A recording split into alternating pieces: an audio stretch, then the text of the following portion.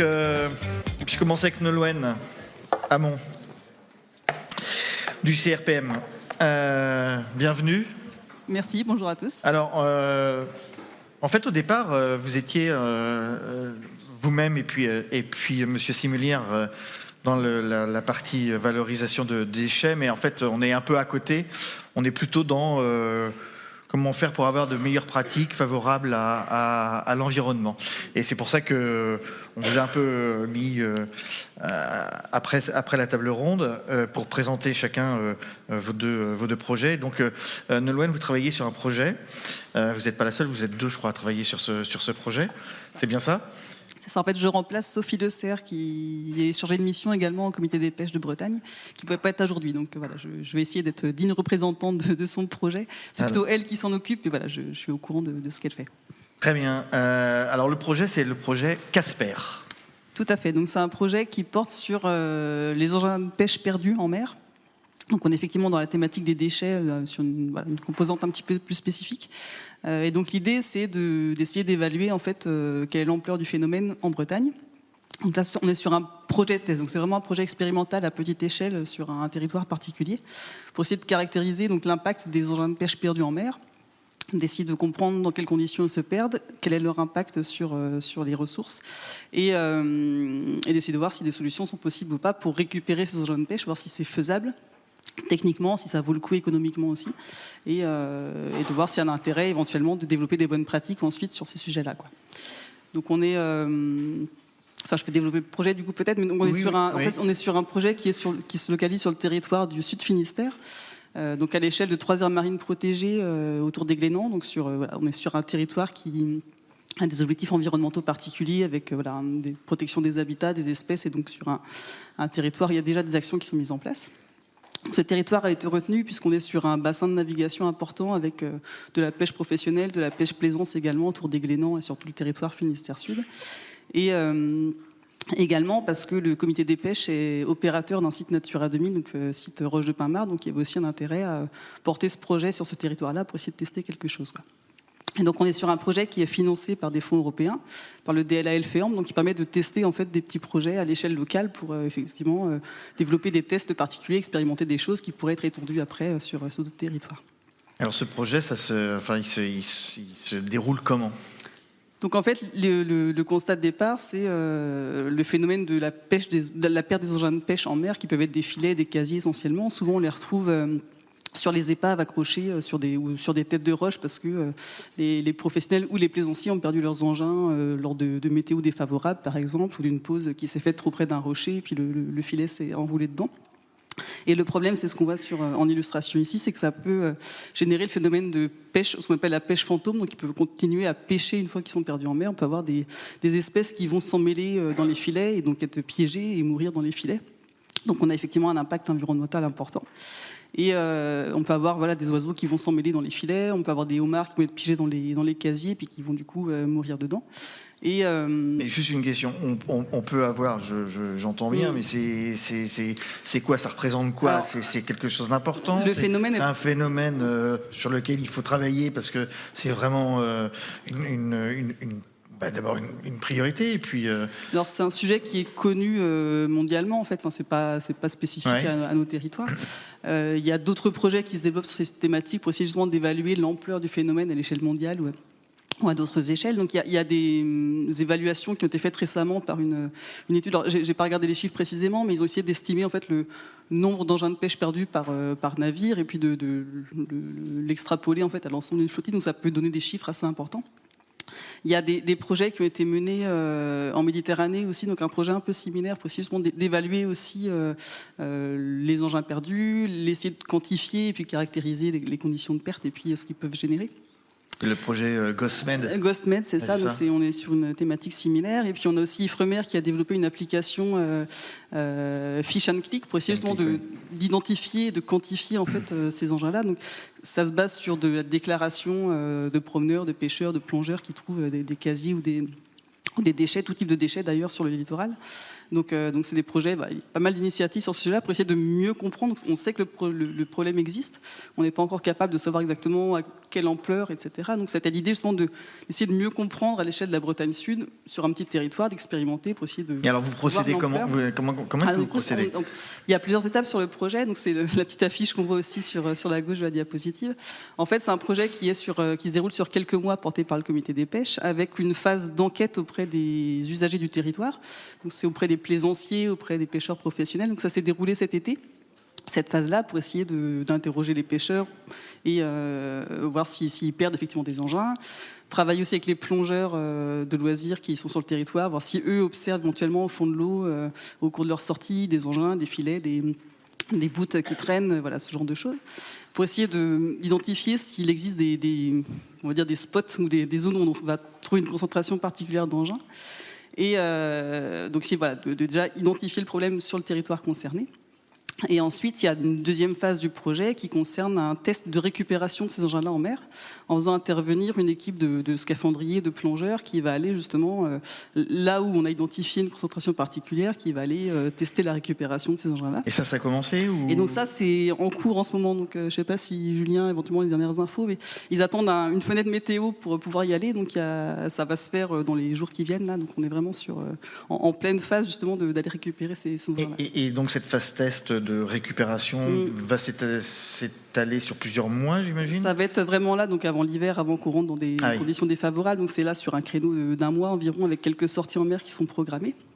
Et donc ensuite, après la récupération, l'idée c'est d'évaluer quels sont les types d'engins qu'on va retrouver, identifier si des espèces étaient piégées dedans éventuellement, voir les secteurs de localisation qui ont été identifiés. Ça va être analysé pour regarder effectivement si le projet vaut le coup, si d'un point de vue économique, d'un point de vue technique, les choses sont faisables ou pas. Et donc l'analyse de ces données va se faire pendant l'hiver qui arrive, avant de pouvoir restituer les travaux et puis effectivement faire un rendu sur ces activités-là. Mais c'est un projet, en tout cas, ce projet ne peut se faire que, c'est ce que me disait Sophie, que grâce à la mobilisation de tous. C'est ça. Et ça, c'est un axe... c'est un paramètre assez important. C'est ça. Donc là, effectivement, c'est le comité des pêches qui porte le projet, mais l'idée, c'était d'associer l'ensemble des acteurs du territoire qui peuvent intervenir et qui, eux, sont sur le terrain et voient au quotidien qui peuvent être témoins de phénomènes qu'ils vont trouver en mer. Donc, l'idée, c'était d'associer les pêcheurs professionnels, les pêcheurs plaisanciers, les plongeurs, et puis de communiquer sur le sujet pour essayer de démobiliser les gens sur ce territoire-là. Et l'idée, après ? Alors la suite, c'est de déjà faire le bilan, de voir si effectivement ça a marché, ce qu'on trouve dedans, quelles sont les conclusions de ce projet, et ensuite de valoriser les résultats. Donc il y aura un film qui va être produit à l'issue du projet, il y aura si possible des recommandations de bonnes pratiques. Alors j'aime pas forcément le terme, mais ça implique qu'il y ait des mauvaises pratiques, comme dirait Armand Quintel, si c'est sa spécialité.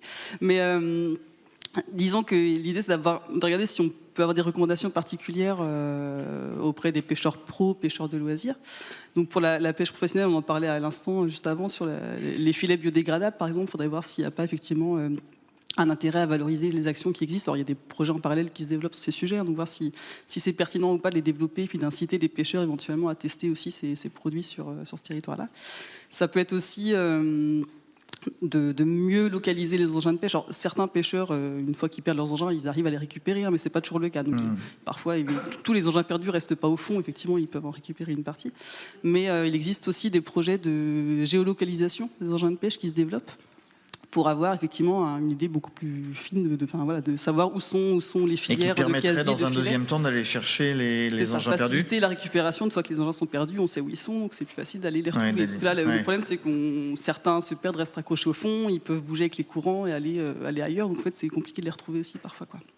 Donc il y a tout ce travail qui peut être fait après, du porter à connaissance sur des autres initiatives qui peuvent exister pour essayer de limiter au maximum en fait ces pertes d'engins et en tout cas limiter l'impact aussi en cas de perte accidentelle, quoi. Alors vous me parliez de Ifremer et ce sera la dernière question, et de Gosmed. Il y a d'autres régions en France avec des comités régionaux de pêche qui travaillent sur ce sujet. Pas à ma connaissance. Peut-être qu'il en existe, mais pas à ma connaissance en tout cas. Mais après, l'idée c'est aussi que le Fish and Click d'Ifremer continue à exister. Donc il y a aussi de la communication à faire sur ces projets-là. qui s'alimentent mutuellement. C'est vrai que Et si ce projet s'avère pertinent, c'est peut-être aussi de générer d'autres initiatives un peu partout. Merci beaucoup, Nolwenn. Thierry Simelière, vous êtes le maire de Saint-Quay-Portrieux. Oui. On va terminer cette matinée avec vous. Avant de parler de ce que vous faites comme étude sur votre territoire, vous avez entendu là un certain nombre de professionnels travaillant sur la valorisation de coproduits et de déchets. Comment est-ce que vous, par exemple, vous êtes élu, comment est-ce que vous accompagnez ces initiatives, parce que j'imagine qu'il y en a aussi chez vous. Oui. Voilà. Question assez... Alors, bonjour à tous et à toutes, même si c'est la fin de la matinée. C'est pas en tant que maire de Saint-Quay-Portrieux que j'interviens, mais c'est en tant que vice-président de l'agglomération Briochine chargé de la politique de la mer, qui est une nouvelle délégation, mais aussi président de la commission mairie littorale du GALPA de la baie de Saint-Brieuc, qui a donc un niveau d'opportunité sur les fonds européens. On a parlé tout à l'heure du FEAMP et du FEAMPA, et j'ai entendu plutôt des bonnes choses qui ont été dites. Et ça vous a fait plaisir? Je pense que ça m'a fait plaisir, mais aussi à mon collègue vice-président chargé de la politique de la mer, Daniel Cueff. Donc aujourd'hui, nous, on est là pour accompagner les professionnels. Et quand on parle d'un projet, c'est pas un projet, c'est une démarche qui a été initiée dans la baie de Saint-Brieuc à la demande des mytiliculteurs. C'est-à-dire, c'est partie des professionnels. La baie de Saint-Brieuc, c'est 14 producteurs. J'ai regardé, c'est 4500 tonnes, c'est 10% de la production française, mais c'est quand même 150 tonnes de déchets, et notamment des déchets plastiques. Et on voit bien qu'actuellement, il y a un certain nombre de contraintes, et je parle devant les professionnels, et si je dis des choses inexactes, il ne faut pas hésiter à me corriger. Mais aujourd'hui, ça a été dit tout à l'heure, l'enfouissement, réduction de 50% en 2025. L'incinération, c'est une solution, mais ce n'est pas forcément la bonne. Et on voit bien que ces déchets plastiques interrogent. On en retrouve dans le milieu marin, on en retrouve sur nos plages. Ça a été démontré. On en retrouve bien sûr dans les coquillages, on en retrouve dans les poissons. Mais surtout, je crois que les professionnels vont le confirmer, c'est indispensable pour la profession, pour faire face aux prédateurs. Les prédateurs évoluent, j'ai compris aussi. Avant, c'était les crabes, à un moment les araignées, mais maintenant, il y a des poulpes, et puis ils vont apparaître, si j'ai bien compris, d'autres espèces qui vont venir manger les moules. Donc, on ne va pas parler du cycle de production, mais les 14 producteurs de la baie nous ont interrogés. Donc, on va parler du syndicat de la baie qui regroupe 2 intercommunalités, en fait, l'agglomération Briochine et l'Embal Terre et Mer, et on s'est saisi du dossier. C'est pas pour lancer de l'innovation, parce qu'on a compris qu'elle existe. C'est faire déjà un diagnostic. Le problème est posé. On l'a posé dès début 2022. Quelles sont actuellement les innovations qui ont lieu sur les autres territoires et dans notre région, et surtout comment accompagner nos producteurs, car il y a un certain nombre d'échéances qui apparaissent. On l'a dit tout à l'heure, c'est la taxe générale sur les activités polluantes qui ne va pas diminuer. D'ailleurs, qu'est-ce qui diminue actuellement? On a la loi GEL, ça n'a pas été évoqué non plus, c'est la responsabilité des producteurs. Et enfin, dernièrement, je l'ai dit, l'enfouissement. Et il y a une date, une échéance, c'est le 1er janvier 2025, et qui apparemment ne va pas non plus bouger. Donc les 14 producteurs se sont fédérés, ils sont déjà fédérés par leurs représentants départementaux et régionaux, ils travaillent ensemble pour qu'on identifie tout ce qui se fait sur le territoire, en région, et comment maintenant, de la phase diagnostique de leur demande, qui est une demande forte, professionnelle, passer à la phase opérationnelle. Et qu'est-ce qui va se poser? C'est comment le financer. Comment le financer? Et là, aujourd'hui, on est dans les mises en place des GALPA. Je vous dis, les professionnels savent ce que c'est. Les fonds FEAMP et FEAMPA, avec des avis d'attribution. Et ces commissions mer et littoral ont une action fondamentale. Je voudrais plaider, être le représentant de ces commissions mer et littoral, tout simplement parce qu'il y a plusieurs collèges, comme vous le savez. Il y a un collège public avec les élus. On n'est pas forcément des spécialistes et des professionnels, accompagnés de techniciens, mais il y a un collège privé, où ce sont tous les professionnels qui sont représentés, filière pêche, aquaculture, méticulture, mais aussi les associations environnementales. Et on a créé, nous, dans notre GALPA, un collège consultatif avec aussi des professionnels de la banque autour de l'activité maritime qui veulent s'engager. Et on l'a bien compris que ces commissions sont de véritables commissions de concertation. Moi, je parle d'un micro-parlement de la mer où on peut échanger ensemble. Donc, nous, la phase après mars 2022, il y a déjà quelques lancements d'études. On l'a vu, on en a parlé tout à l'heure, et je ne vais pas surtout faire du professionnalisme, mais les filets, donc il y a des études qui sont faites. Les cônes, je ne crois pas. On a parlé des jupes tahitiennes tout à l'heure. Il y a un certain nombre d'expérimentations. Est-ce qu'on va vers du recyclerie ou est-ce qu'on va vers du biodégradable? Donc on a besoin d'avoir tous ces diagnostics. Et là, on va passer en septembre, pas en septembre, mais maintenant en fin d'année et début d'année, comment les accompagner, comment trouver des cofinancements. D'où l'importance de ces fonds européens, parce qu'on sait qu'il va y avoir un autofinancement de 20%, mais ça va avoir un effet levier. Il y a d'autres portes d'entrée. Il peut y avoir le FEDER, il peut y avoir l'ADEME, l'Agence de l'eau, un certain nombre d'accompagnements financiers. Et c'est tout le travail que l'on va mener pour accompagner nos professionnels et accompagner évidemment leur évolution vers la transition écologique indispensable au 1er janvier 2025. Mais ce sujet-là que vous soulevez, d'aller trouver des fonds, c'est souvent un parcours du combattant non, je crois qu'au contraire. Non, alors du coup, c'est bien ce qui valorise l'action de nos collaborateurs, des services, des différentes collectivités, que ce soit dans les syndicats comme la baie de Saint-Brieuc, le conseil régional, c'est de trouver la meilleure façon de remplir, on va dire, les fiches actions. Et c'est bien le travail. Eux, ce sont des professionnels. Il y a de l'activité derrière, il y a de la création d'emplois, il y a le maintien de l'emploi. Oui. Je crois qu'ils ne peuvent pas être partout et donc on va les accompagner. Et c'est dans le cadre de cette démarche qu'on va essayer de leur trouver pour eux les meilleures solutions, voir si c'est possible, qui rentrent dans des expérimentations, de l'innovation et trouver les coûts. Donc on prend en charge le côté administratif. Mais donc l'objectif, c'est d'abord en termes de calendrier, c'est... Le calendrier, c'est pas moi qui l'ai fixé. Je pense que les professionnels, je vous ai parlé du 1er janvier 2025, je crois qu'il y a quand même une certaine réglementation. C'est comment les accompagner pour qu'ils trouvent les meilleures solutions. On a en 2023, pendant 2 ans, donc l'échéance est importante. C'est essentiellement un accompagnement technique et financier. Cofinancement et l'effet levier. Indispensable. Bien, merci beaucoup. Merci Thierry Smeller d'être venu.